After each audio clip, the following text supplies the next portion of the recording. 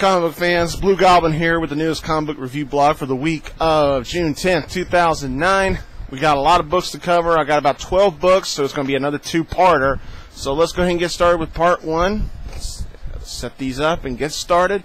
We're going to start with a back issue review, Batman and Robin #1. Grant Morrison, Frank Quitely. Very well-known team. They worked on the All-Star Superman stuff. I passed this book up last week because I saw the name Grant Morrison and I was kind of iffy because his Batman run did not impress me. Batman R.I.P. not so much. Final Crisis was a huge letdown for me. So I was skeptical, and I watched all the reviews on it, and everybody was giving it praise. So I thought, what the hell? I'll go ahead and give it a try, and I was pleasantly surprised. It was very nicely done. This is the way Grant Morrison should write a Batman book. Am I right? Of course I'm right. So we got a new dynamic duo with Dick Grayson as Batman, Damian Wayne as Robin, and I like it. I'm liking it so far. You know, this whole Batman Reborn stuff. This might actually pay off where Batman R.I.P. sadly did not. That's just my opinion. Now, it's a very, very solid book, and the next book I'm going to review is Batman number 687. 687. This was beautifully done. Judd Winnick is a hell of a writer for this book. I felt like this book right here told the entire story of Battle for the Cowl in just one book. You know, Judd Winnick was able to do in one book what Tony Daniel tried to do in 3 books. It's kind of sad, isn't it? This was nice. I loved it. This shows how Dick Grayson decided to become Batman and how he planned to keep Batman's name alive. You know, excuse me. Even though Bruce Wayne is gone, Batman will live on. And it was nicely done. Now, the reason why I'm holding both of these books up is because they're both excellently done, but I would recommend you reading this book first and then read Batman and Robin #1. If you've already read them both, then read them again, but read this one first and then read this one. It'll make it that much better of a story. It's very nice. I thoroughly enjoyed this. Great stuff.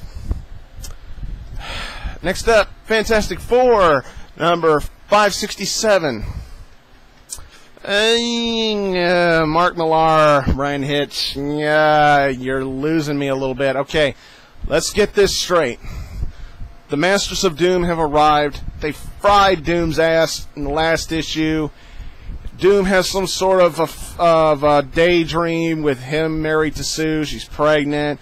Ben's got one arm. Reed's dead, and everything's hunky-dory now that Doom's all of a sudden, you know, a good guy, and turns out he was just having a glimpse of a dream or some sort, and they take Victor's body and throw it into another dimension, and we all know Victor's going to find a way to come back, and meanwhile, the Masters of Doom blow the living hell out of Latveria, so Latveria is basically gone, and there's a new Dr. Doom. One of Doom's Masters picks up Doom's burnt, melted mask and puts it on his face, and he says, let's see what they think of the new Dr. Doom. So, that's pretty much it. So,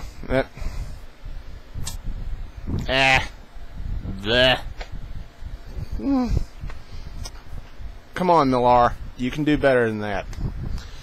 Next up, Red Robin, #1. Yeah! I loved this. This was great. You know, this is the new Red Robin as seen as Tim Drake. And it's a little dark in here. Let me get some more light in here. Excuse me. Sorry about that pause. But this was a very, very nice book. It's Christopher Yost. All right, yep. Right there, Chris Yost. Mr. X-Force himself. Yes. Great stuff. This tells the story of what happened between Tim Drake and Dick Grayson just after Battle for the Cowl, after Dick Grayson decided to become Batman, and he makes Damian the new Robin. Tim Drake gets all pissed, and that's all I'm going to say. I'm not going to spoil anything. This was a great book. Very great book. Can't wait to see how this series goes along. Next up, Wolverine #74. It's the part 2 of the double story from issue 73, the one that came before 72. Jason Aaron, Daniel Way, Adam Kubert, and Tommy Lee Edwards. 4 great names on one single book. Well, actually, two books, because this is part 2, duh. But, in all honesty, I got to agree with what Craig said on his video blog. It's just a couple of throwaway stories, don't really mean anything. It's just 2 fill-in issues until we're ready for Dark Wolverine, and that's pretty much it. But the stories were great. I loved it. They were good reads. But other than that, not going to be very memorable stories in my opinion. Give it about 5-6 years, probably everybody's going to forget about that story. Last up, Green Lantern Corps 37. Now, DC, hurry up and get Blackest Night here. You're overhyping it. The way you are overhyping it, you better be damn proud of yourselves, and you better pull off a damn good story. With Jeff Johns writing it, I'm sure it'll be solid, but all I'm going to say is, if it's not a solid story, if it's going to be a repeat of Final Crisis, I'm going to be pissed. But let's talk about this issue right here. This was great. I loved it. Peter Tomasi writes a hell of a story. You know, Ions made the ultimate sacrifice. The Daxamites, you know, decide to fight back against Mongol and his branch of the Sinestro Corps. It's great stuff. I got to agree with Craig on another thing. This was just a little bit better than Green Lantern was. Both Green Lantern and Green Lantern Corps are solid books for DC. If you're a true DC fan, if you like Green Lantern, you'll be picking these books up. See a nice little, I believe we see a nice little preview of a Justice League story at the end of this book, and I'm not entirely 100% sure on that.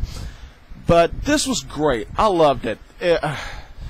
I'm just praying Blackest Night's going to just kick some major ass. That's all I'm going to say about that book. It's very solid. Alright, so that's it for part 1. So thanks for watching. Don't forget to subscribe. Remember, subscribe if you haven't done it already. Tell your friends to subscribe. And give me 5 stars while you're at it. I'll appreciate it very nicely. So thanks for watching. Until next time, I'll see you later.